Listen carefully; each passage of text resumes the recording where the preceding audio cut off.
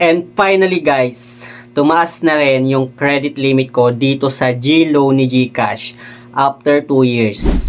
Yes guys, no, almost 2 years ko ding hinintay na tumaas yung credit limit ng GLoan ko dito kay GCash.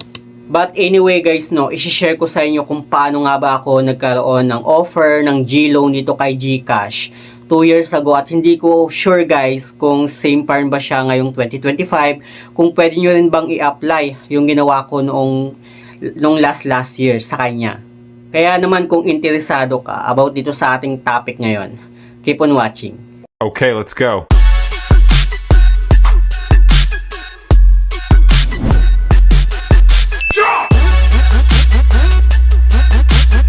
Hi guys, it's Ciel Mariano and welcome back to my YouTube channel.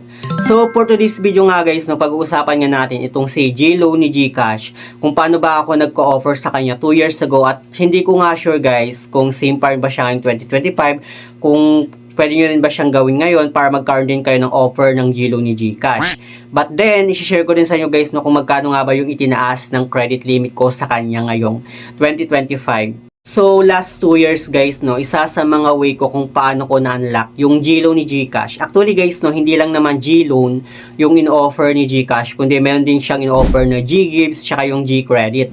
And nakadepende na guys, no, kay GCash kung ano yung i-offer sa'yo. Pero sa akin guys, no, GLoan lang yung in-offer sa akin. But then sa mga kaibigan ko guys, at sa kakilala ko, in-offer sa kanila guys no, is tatlo, na-unlock na nila yung tatlo. So isa guys sa mga reason kung bakit nila na-unlock is kailangan talagang mataas daw yung G-score mo sa kay GCash. Yes guys, no, tama kayo nang narinig. Kailangan daw natin ng mataas na G-score para ma-unlock natin yung tatlong features ni GCash. So, paano nga ba guys, no, tumaas yung G-score natin dito kay GCash? Okay, isa guys, no, sa mga way para tumaas yung G-score natin is dapat consistent tayong ginagamit itong si GCash.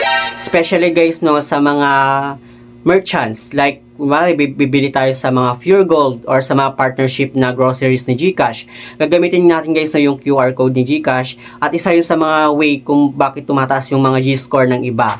And isa pa guys no is kung bibili tayo or kakain tayo sa mga fast food, restaurant, pwede natin gamitin guys no itong si GCash dun sa mga QR code nila, or sa mga malls, like sa mga shops na partnership din guys ni GCash. As long as may QR code guys no, pwede natin gamitin si GCash para tumaas nga yung G-score natin sa kanya.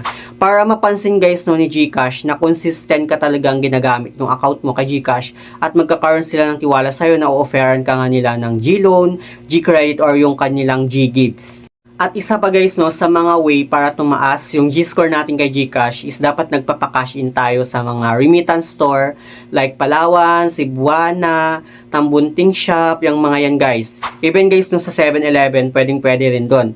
At yun guys yung ginagawa ko before, pero wala kasing 7-Eleven dito, so ang nangyayari is nagpapa-cash in lang ako sa Cebuana tsaka Palawan para tumaas yung G-score ko. At yun yung reason guys no kung bakit ko siguro na-unlock yung GLoan ko kay GCash. Yung problema lang kasi dito guys no sa lugar namin is walang panggagamitan kay GCash, like walang 7-Eleven, walang fast food, walang malls, at walang grocery store na pwedeng panggamitin GCash para sa QR code. Kung meron naman kaming grocery dito guys na nagbabayad kami ng GCash, pero hindi naman siya kagaya ng kay Pure Gold guys no, na partnership talaga ni GCash.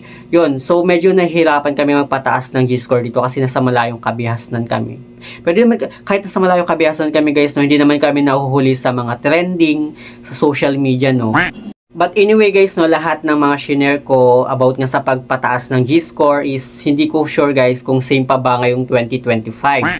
Kasi yun guys no is last 2 years ago, yun talaga yung way para nga ma-unlock natin at magkaroon nga tayo ng offer ni GCash. But ngayong 2025 guys no, kahit sobrang gamit ko talaga itong si GCash, like nagpapa-cash in cash out ako na business, tapos ginagamit ko talaga as inconsistent, everyday talagang in-open ko si GCash, everyday ginagamit ko si GCash. Pero hindi talaga ako na-offeran guys ng GCredit at yung GGives kasi guys no, kapag chine-check ko yung GCredit at GGives ko, kailangan daw talaga ng mataas na G-score.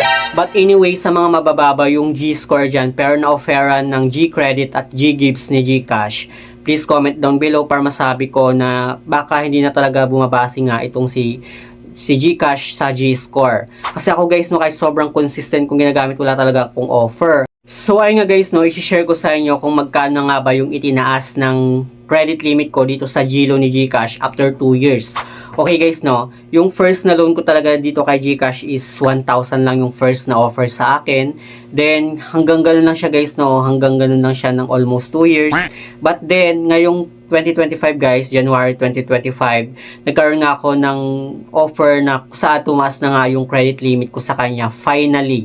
So, ay nga guys, no, January 24, naka-receive ako ng text mula kay GCash na tinaas na nga daw niya yung credit limit ng GLoan ko sa kanya. At yung itinaas niya lang guys, no, is almost 2,000 lang yung in-offer sa akin. From 1,000, naging 2,000 na siya. So, well, okay na din siya kasi tumaas na kahit papaano after 2 years. At yun nga, ito yung text niya guys, no, ayan, ilagay ko lang dyan sa my screen. At sinabi niya nga dito guys, no, settle your current GLoan to avail. So, kailangan ko daw ma-settle yung current na GLoan ko sa kanya, bayaran ko na yung full amount para ma-avail ko nga yung 2,000 na in-offer sa akin itong si GLoan ni GCash. Ba't naman ganun GCash? Bakit naman 2,000 lang yung itinaas ng credit limit ko sa kanya? Samantalang gamit na gamit naman kita. Halos consistent ako everyday na ginagamit ko kasi nagbi-business ako ng GCash cash in cash out. Nagbebenta ako ng load gamit si GCash. Bakit 2,000 lang guys yung itinaas ng credit limit ko?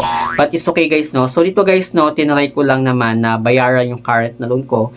Inopen ko guys yung GCash ko. Then dito guys, no, may babayaran ako na total amount na 709.68 pesos, which is actually parang nasa 3 hulugan pa siya, 3 hulugan pa siya para matapos na. Pero ay nga, sinabi nga ni GCash na kailangan ko nga bayaran yung current loan para ma-avail ko nga yung in-offer sa akin na 2,000.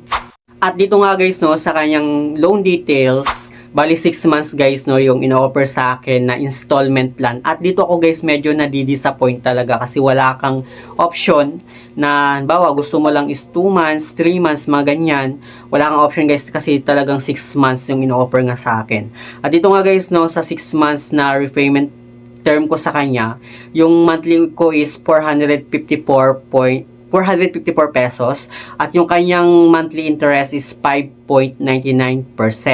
At dito guys, no, meron siyang processing fee na 3% which is 60 pesos. So yung 2,000 guys na loan mo, makakaltasan siya guys, no, ng 60 pesos. So yung ma-receive mo lang na amount is 1,940 pesos. Medyo na-disappoint din ako guys, no, sa kanyang processing fee. Oo, mababa lang yung processing fee niya, 60 pesos. Pero parang natalo pa rin siya guys ni Maya Advance na yung processing fee niya lang is 2 pesos, mga ganon. Dito kay GCash, no, yung GLoan ni GCash, 60 pesos yung kaltas niya dun sa 2,000 na hiramin mo. While kay Maya Advance guys, no, 2,000 din yung in-offer sa akin, pero yung kinaltas lang is 2 pesos, mga ganun guys. So, yun lang naman guys, no, yung update ko about dito sa GLoan ko kay GCash ngayong 2025. And based guys, no, sa personal experience ko, parang hindi ko talaga bet yung GLoan ni GCash. Kasi first is, wala kang option or wala kang choice about dun nga sa kanyang installment plan. Sila kasi guys yung magde-decide kung ano yung installment plan mo. Like 6 months yung offer sa'yo, 6 months na talaga. Hindi mo pwedeng gawing 2 months lang, 3 months yung kanyang repayment plan.